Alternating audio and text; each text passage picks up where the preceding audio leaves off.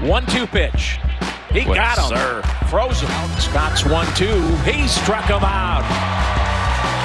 If there's one thing that contending teams always seem to be looking for at the trade deadline, it's bullpen help. Over the last few years, the Orioles have been able to take advantage of that opportunity. 2021 could be lining up the same way. Last deadline, veteran reliever Michael Givens moved out west to Colorado. In return, Baltimore received now number 10 prospect Terrin Vavra and number 21 prospect Tyler Nevin. Givens was an established force in the later innings. The then 30-year-old boasted a 1.38 ERA in 12 games in Baltimore in 2020. Givens was moved for the track record, but Miguel Castro was traded for the potential. Castro was sent to the Mets at the buzzer of last year's trade deadline in exchange for the O's now 15th-ranked prospect, Kevin Smith.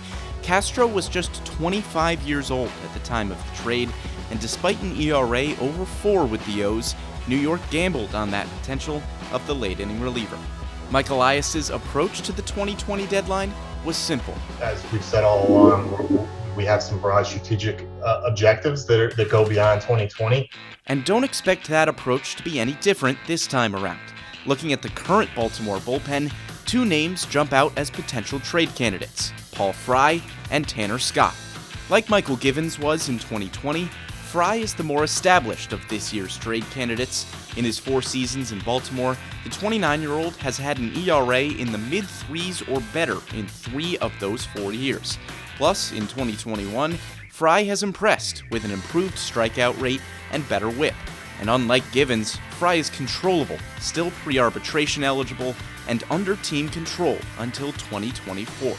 Tanner Scott more closely mirrors the potential of Miguel Castro.